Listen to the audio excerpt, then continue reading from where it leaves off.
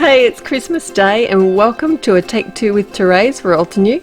And I thought it'd be a really good idea to make some fairly simple thank you cards for Christmas. So I have a couple of poinsettia sets here and I wanted to do some watercolouring. I'm using some Bristol Smooth cardstock and I'm stamping out both of my images with the obsidian black ink because I know that this is going to work well with water. I do like to leave it for a good 20 minutes to dry before I add my watercolours. Otherwise I have a heat tool that has a low setting on it and I can actually dry the pigment ink with the heat tool without warping the paper, which is great. So I'm going to add my colour today and I'm using some watercolour brush marker refills. So I've got 3 different colours here and this colour is so intense. I'm literally just adding a drop of each colour onto my palette. And I've got the lime, moss and the midnight violet. I'm using like a wet to wet technique pretty much, and I want it to look fairly washy. And you might have noticed I did leave my stamps in the MISTI. I didn't end up needing to restamp these images, but it's a good practice to get in. I find if it's there and I'm not really happy with how the edges or the stamping looks after I've finished with my colouring, I can always come back in and stamp it again. And originally I was going to kind of go with an embossed look, but changed my mind. So I'm trying to let the colour mix itself, so adding pretty much some clear water to the images, picking up the refill, like the colour with my brush and dropping it in. Now I am being really careful with the midnight violet colour because it doesn't play well with the green, so I either have tapped it away a little bit so it doesn't mix to a brown, and or let it dry. I think on this second one here what I did was actually came in and dried it with my heat tool before I added the green again to the outside, and that seemed to work well. It just stops it from blending so brownly.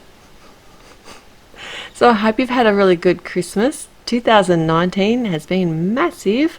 There's been so much going on at Altenew, and I just know that 2020 is going to be just as good.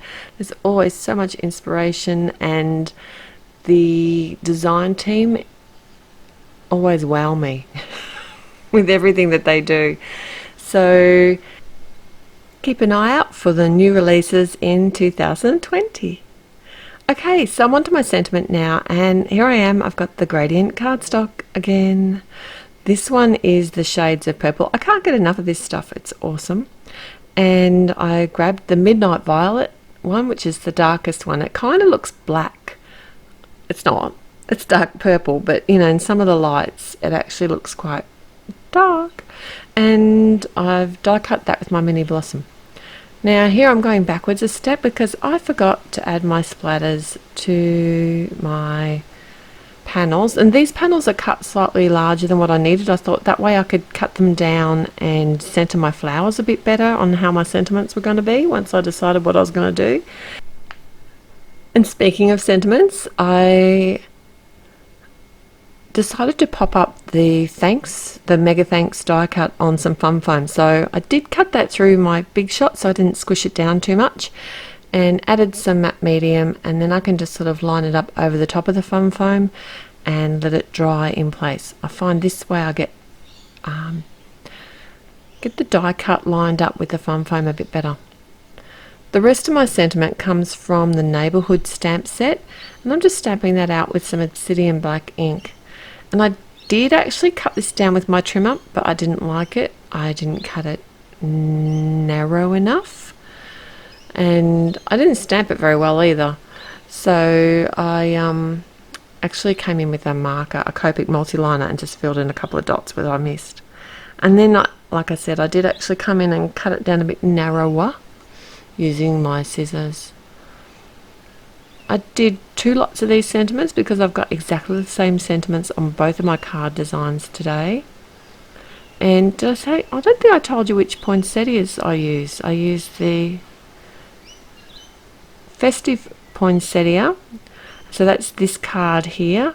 I've got it on a side fold landscape card, and I'm just adhering the Bristol Smooth. I've cut it down to fit the card front to the front of the card, and the second poinsettia is the modern poinsettia, which is the newer one. And I'm using the matte medium again to adhere my Mega Sentiment. I find the liquid glues are very forgiving, and the matte in particular is good because it doesn't end up shiny when it dries. So if it does squish out the sides, it's not going to look all shiny and awful. And then I just popped up the sub sentiment on some foam squares.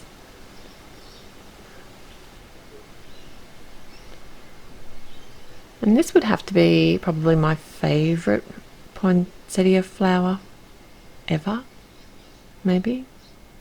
I know it's a bold statement. I think it's true. Have you got a favourite poinsettia? I know there's so many out there, and they're such a beautiful flower for Christmas. Alright, my second card. This is a top fold portrait style card, and this time I thought it'd be fun to cut my Mega Thanks in half, and I did actually shape where I cut it so that it looked a little bit rounded. I did this on both sides of the die cut, and this is already popped up on the fun foam.